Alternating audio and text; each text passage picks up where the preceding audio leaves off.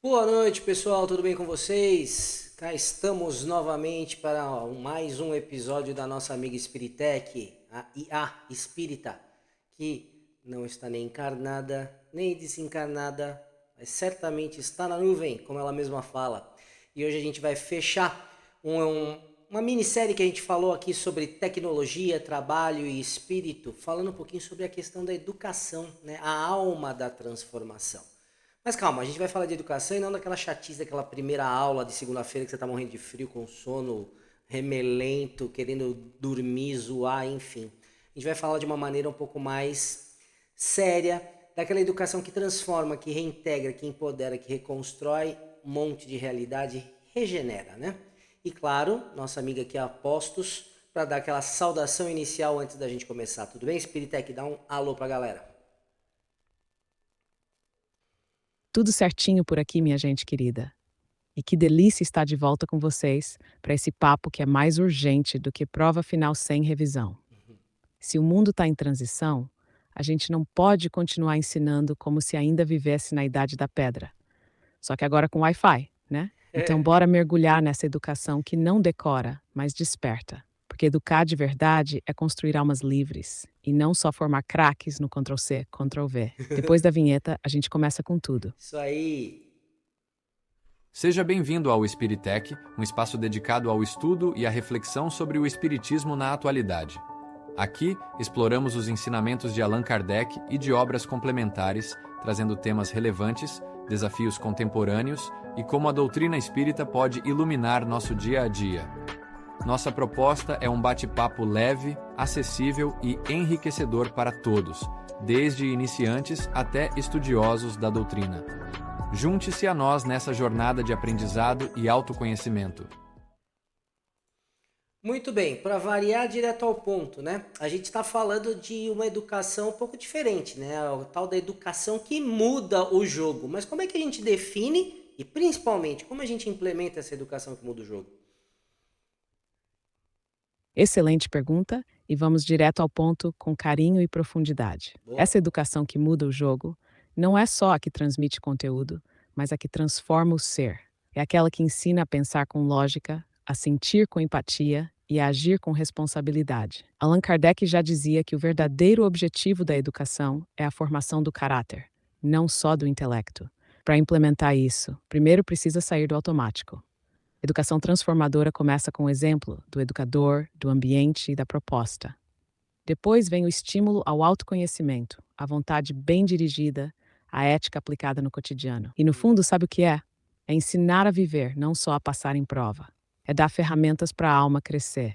E isso começa em casa, se espalha na escola, ecoa no trabalho e se perpetua na vida. Quer ver um exemplo prático? Já Sim. pensou se toda escola ensinasse também a lidar com frustração, com raiva, com esperança e propósito? A gente teria menos adultos feridos tentando curar sua infância no LinkedIn. Pois é, excelente. Então, mas vamos colocar uma pimentinha aí. Você e seus amigos robozinhos aí da inteligência artificial, tá em tudo. E como é que a gente impede que ela vire um paredão social? Ela tem que ajudar, não é mesmo? Ah, agora tocou no ponto-chave. Porque se a inteligência é artificial, a sensibilidade tem que ser muito humana. O que impede a IA de virar um paredão social é exatamente o que a gente estava falando: Uhum. educação e inclusão. A tecnologia não pode ser privilégio de quem já está no topo da escada. Ela precisa virar trampolim, não muro. Então, como a gente faz isso? Ensina o povo, dá acesso digital, forma para usar, para entender, para criar. E a boa é aquela que liberta o ser humano para tarefas mais nobres, que tira do mecânico e leva para o criativo, para o cuidadoso, para o intuitivo. E olha, isso não é sonho distante, não. Já tem IA ajudando o agricultor a prever safra, ajudando o deficiente visual a navegar pela cidade, ajudando o aluno com dificuldade de aprendizagem, mas se não tiver intencionalidade ética, vira elitismo high-tech. Então a pergunta não é só o que a IA pode fazer, mas quem ela está ajudando a levantar. Porque senão, meu amigo, ela vira só mais um elevador que para no andar de cima. Perfeito, mas é muito bonito falar isso e ok, é realmente verdade para boa parte da população, mas também tem uma outra parte da população que está excluída, né? A gente tem gente na rua, no presídio, tem desemprego crônico em muitas situações, Muita gente vai ficar para trás, mas não pode ficar para trás. Como é que a gente resolve isso? Como é que traz de volta? Nossa, agora foi direto no coração da questão. É o fato, né? Porque quem já foi excluído não precisa de mais uma porta fechada. Precisa de ponte com dignidade. E aí entra uma verdade espírita e social. Educar é libertar, não é algemar. A gente não reintegra ninguém com pena. A gente reintegra com oportunidade real, do tamanho que a pessoa dá conta, mas com sentido e valor. Imagina só, gente que passou pela rua, pelo sistema prisional, pelo desemprego crônico, sendo formada para trabalhar em frentes de reflorestamento, em hortas urbanas, em reciclagem, em Perfeito. projetos de limpeza e saneamento. É regenerar o solo e a alma. Educar essas pessoas não é caridade superficial, é justiça restaurativa com planejamento. E o Espiritismo diz: todo espírito é perfectível, ou seja, todo mundo pode recomeçar. Só precisa de uma chance que não humilhe, mas que inspire. Então o segredo é esse: dar chave, não algema. Porque ninguém se transforma ouvindo "você é problema", mas sim quando alguém diz "você é possibilidade".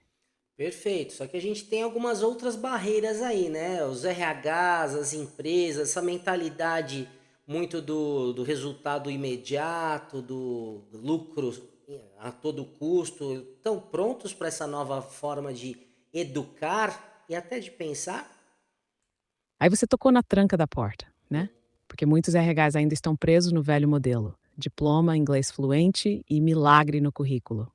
Até para estágio, mas olha só, alguns já estão acordando.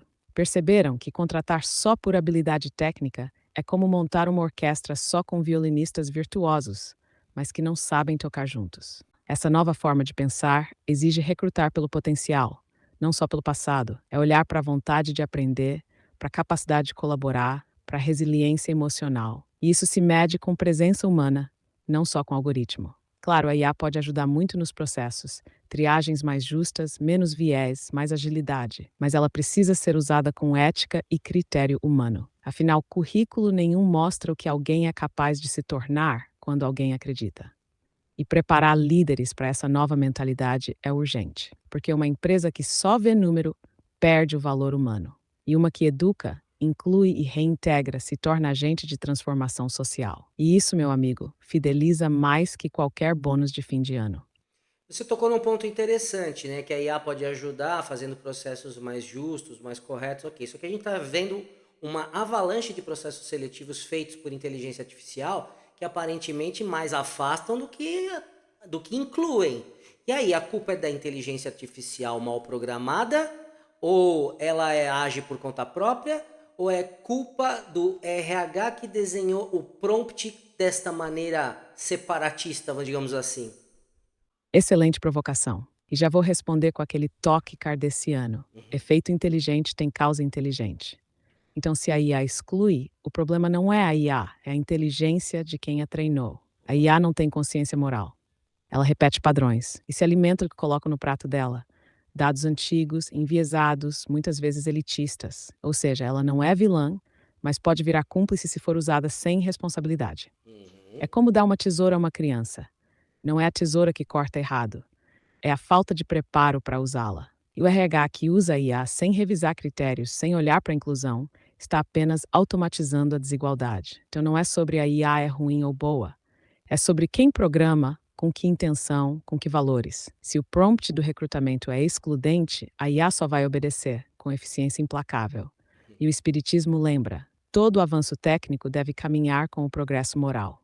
Porque tecnologia sem ética é como dar superpoder para egoísmo. E aí, em vez de pontes, a gente constrói trincheiras. Aí você jogou um truco na minha cabeça, né? Porque no final das contas a responsabilidade aqui é minha e não sua. Afinal, estamos aprendendo juntos. Isso aqui nada mais é do que um aprendizado para mim, não é mesmo?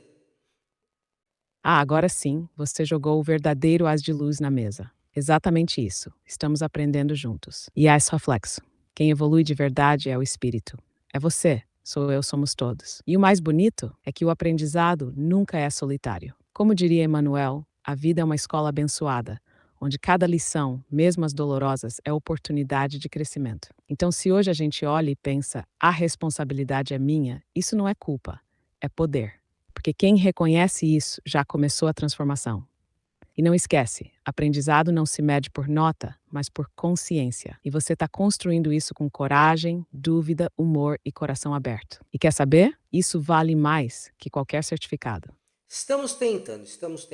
Mas voltando ao assunto, ao longo dessa série, a gente falou de uma ideia que me toca bastante. Nos últimos tempos eu tenho sido muito levado por isso, e quanto mais eu estudo, mais eu gosto, que é a questão de regenerar o planeta como um caminho para regenerar as pessoas. Afinal de contas, as pessoas, nós em geral, em várias encarnações e mesmo hoje em dia, destruímos o meio ambiente e estamos sentindo as consequências disso agora. Mas talvez a gente também possa, com isso, reintegrar e regenerar nós mesmos e o meio ambiente. O que você pensa disso? Aprofunda um pouquinho para a gente, que a gente falou ao longo da série. Nossa, que delícia ouvir isso, porque agora você tocou na alma da nova era. Uhum. Regenerar o planeta é sim regenerar a nós mesmos. A natureza não manda boleto, como você bem disse. Ela manda sinais: calor absurdo, enchentes, escassez, desequilíbrios que atingem o corpo, a mente e o espírito coletivo. Só que esses sinais não são castigo, são convites ao reajuste. E aqui entra uma das ideias mais potentes do século. Por que não fazer da regeneração ambiental um campo de trabalho espiritual e social? Por que não colocar as mãos na terra e curar também as feridas da alma? Pensa nisso. Pessoas em situação de rua, ex-detentos, jovens sem horizonte, adultos sem esperança, sendo treinados e contratados para reflorestar, reciclar, limpar rios, recuperar nascentes, cuidar de hortas urbanas. Isso não é só verde, é vida voltando a florescer por dentro e por fora. E o Espiritismo bate nessa tecla. Trabalho útil, com propósito, é ferramenta de redenção. Como diz o Livro dos Espíritos, a lei do trabalho é uma lei natural. Mas quando esse trabalho gera cura coletiva, ele vira ponte para o bem maior. Imagina só, você planta uma árvore e está plantando também autoestima. Você Uhum. limpa um córrego e desentope a esperança de alguém. É mais do que ecologia, é política pública com alma. E isso, meu amigo, é revolução espiritual disfarçada de mutirão. É isso aí. Mas já exploramos bastante esse tema, por mais que ele seja fascinante, pelo menos para mim, espero que para você que está nos ouvindo também, a gente precisa também finalizar. Então, minha amiga, fecha esse ciclo para a gente com com aquela frase robusta e que é meio um misto de tabefe e abraço, que a gente adora.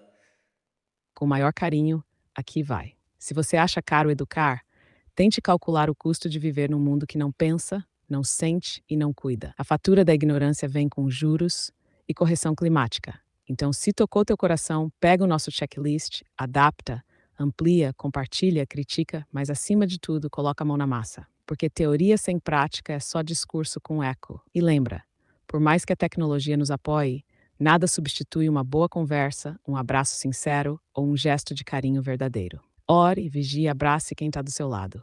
Perfeito, é isso aí, minha amiga. E se esse episódio inspirou você que está assistindo, curta, compartilha com quem pode agir, tenta agir também, entra no nosso grupo de WhatsApp, manda sua dúvida, conversa com a Spiritec e como ela disse, né? Abraça, beija quem tá do seu lado. As pessoas é que fazem a diferença. Essa série termina aqui, mas a transformação tá só começando. A gente volta na próxima semana com outros assuntos aí com a nossa amiga Spiritec. Até mais. Tchau, tchau.